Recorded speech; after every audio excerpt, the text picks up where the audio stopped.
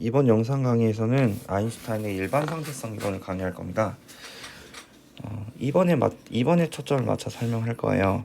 이를 검증해내기 위한 다양한 실험은 쉬운 편이니까 알아서 공부하시면 됩니다.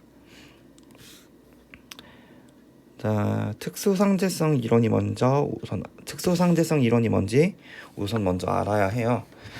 A는 가만히 있고 B가 빨리 움직일 때 A가 바라본 B의 시계바늘의 움직임으로 올바른 것을 묻고 있어요. 이렇게 빨리 움직일 때 B의 시간은 A의 시간에 비해서 어떻게 흐른다? 느리게 흐른다.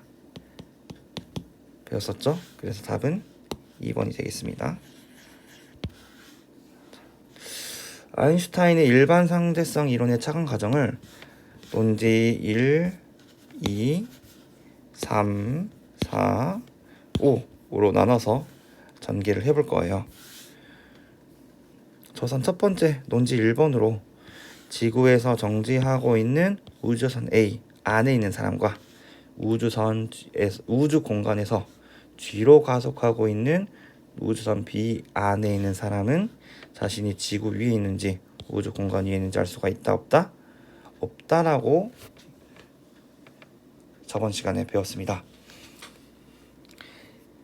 이 사람이 무언가 힘을 느끼고 있는데 이게 중력인지 관성력인지는 창문이 없지 않는 이상은 판단할 방법이 없다는 거죠.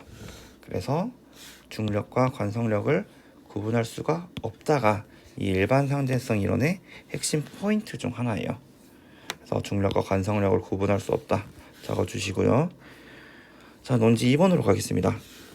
이 우주 공간에서 가속하고 있는 B라는 사람의 입장에서 공을 옆으로 밀어넣고 있는 경우 공의 궤적과 빛을 쏘았을 때 빛의 궤적을 물어보고 있어요.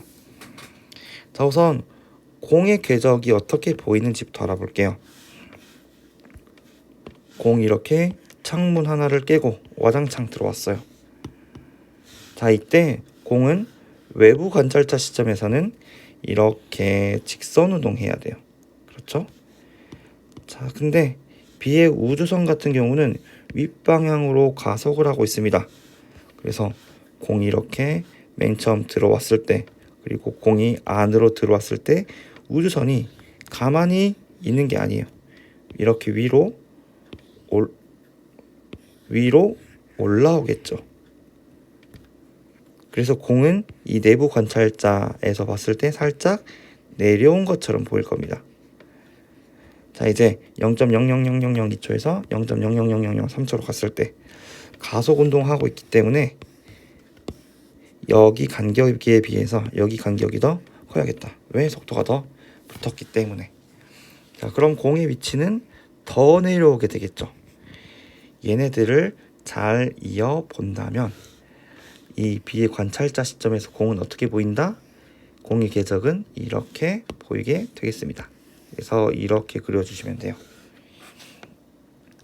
자, 여기도 볼게요. 빛도 공과 다를 게 전혀 없겠죠. 빛도 이렇게 직선 운동을 할 거잖아요. 외부 관찰자 시점에서 봤을 때. 자, 그렇기 때문에 이 공을 빛으로만 바꿔준다면은 사실 똑같이 보일 수밖에 없어요. 공의 궤적과 똑같이 보일 수밖에 없어요. 그래서 여기도 마찬가지로 빛의 궤적이 휘어 보인다 라고 생각을 하시면 돼요. 자, 논지 3번으로 가겠습니다. 자, 그렇다면 우주선 A에서 공을 옆으로 밀어넣는 경우에 궤적 기역 그리고 빛을 쏘는 경우 궤적 니은은 어떻게 될 것인지에 대해서 생각을 해보겠습니다. 자, 이거는 생각하기 쉬워요. 중력이 이렇게 있는 지구 공간 위에서 공을 옆으로 밀어넣는 경우 공은 어떻게 된다? 당연히 이렇게 휘겠죠. 그래서 그림은 이렇게 그려주시면 돼요. 자, 근데 이 두 번째 그림이 좀 난해할 거예요. 보통 빛은 이렇게 직진하지 않나? 라고 생각을 할 수밖에 없는데 논지 1번과 논지 2번을 동시에 생각한다면은 여러분이 전에 생각했던 게 조금 달라져야 돼요. 자, 논지 1번은 중력과 관성력을 구분할 수가 없다. 이 A라는 사람의 입장에서는요. 자, 그렇다면 논지 2의 그림과 이 논지 3의 그림이 사실은 같게 나와야 돼요.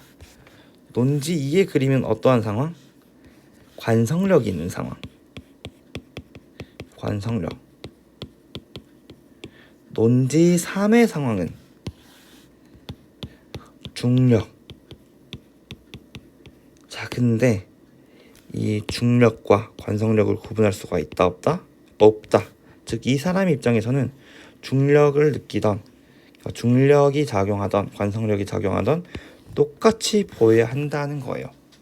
그래서 아인슈타인이 생각하기에 중력이 있어도 빛이 휘어야 돼 라는 기발한 발상을 하게 돼요. 자, 그래서 이제 또 생각을 하죠. 논지 4번 가겠습니다. 자, 중력을 받아서 휘려면요 질량이 있어야 돼요. 그래야 중력이 작용하기 때문이죠. 하지만 빛은 질량이 없어요. 자, 지구 주위에 매질 때문인가? 매질의 차이로 인해서 빛이 휘는 건가?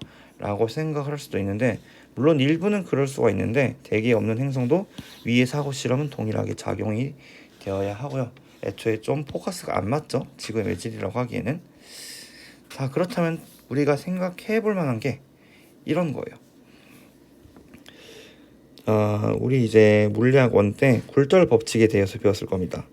이렇게 빛이 매질이 다른 그러니까 빛이 진행하는데 매질이 달라진다면 휠 수 있다는 거. 그리고 이 과정에서 뭐가 달라져요? 속도가 달라지죠, 그렇죠? 약간 이런 걸 생각을 해봤을 때, 혹시 중력이 있다면은 시간이 달라질 수가 있을까? 라는 생각을 하게 돼요. 시간이 달라져서 뭔가 외부에서 봤을 때 느리게 보인다면은 꼭 이렇게 그러니까 꺾이면서 휠게 보일 수도 있겠는데? 라고 한번 생각을 하게 되고요. 그리고 또 가장 중요한 논지 5번 보겠습니다. 논지 5번. 자, 특수상대성 이론은 빨리 달리면 속도가 있다면 시간이 느리게 흐른다 했잖아요. 이게 원판에서 좀 되게 특이하게 작용해요. 자, A는 가만히 있고 B는 원판의 중심에 있고요.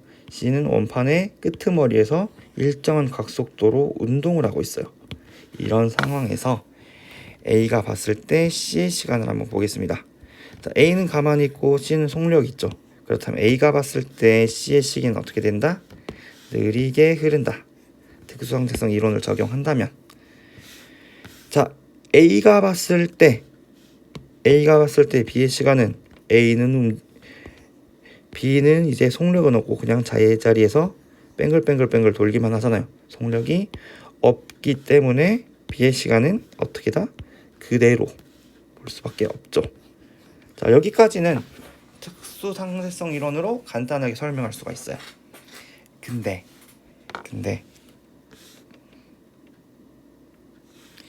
B가 C를 바라봤을 때가 문제예요. B 입장에서 C는 움직인다, 움직이지 않는다?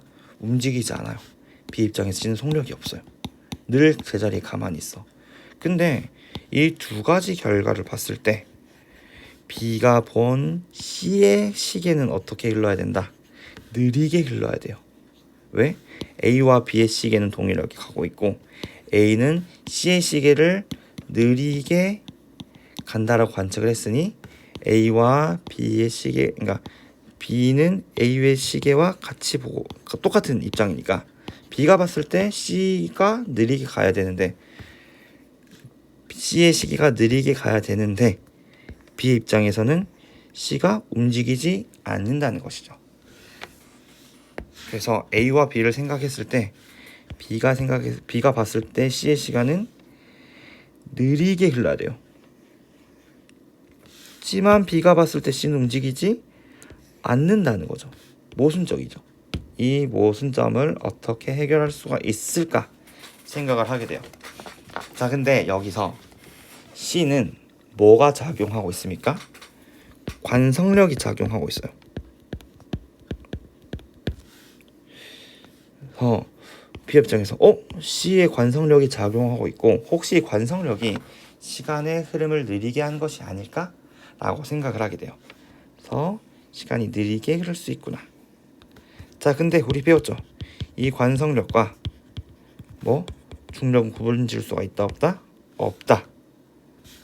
그래서 관성력이 있을 때 시간이 느리게 가고 중력 근처에서도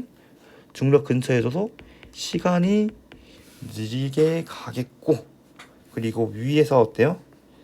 빛이 휘었죠. 이렇게 중력이 있으면 빛이 휘는 사고 실험 결과를 보여줬죠. 그래서 빛도 휘는구나, 시간도 느리게 흐르는구나. 총 결론은 중력으로 인해서 시간과 공간이 변화될 수가 있구나 까지 생각을 하게 돼요. 여기가 이제 아인슈타인의 사고 실험의 과정이었고, 이거를 다양한 실험으로 검증을 하게 되죠.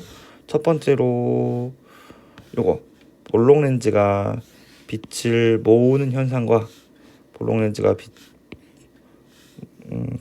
이렇게 빛을 모으는 현상과 태양이 별빛을 모으는 현상이 유사하다 해서 중력 렌즈 실험이라고 했어요. 개기일식이 되었을 때와 그렇지 않을 때 관측되는 별의 위치의 차이로 이렇게 진짜 중력이 있을 때 빛이 휘는구나를 검증하게 되죠. 그리고 중력 렌즈 효과도 이와 마찬가지죠. 사실 이 4개의 별빛은 원래 하나의 별빛이었다. 근데 이제 여기 중간에 있는 막대한 질량의 블랙홀로 인해서 빛이 이렇게 휘게 된 거예요. 자, 그리고 블랙홀도 가볍게 알아두시면 되고요. 중력파는 굳이 몰라도 괜찮겠습니다. 여기까지입니다. 수고하셨습니다.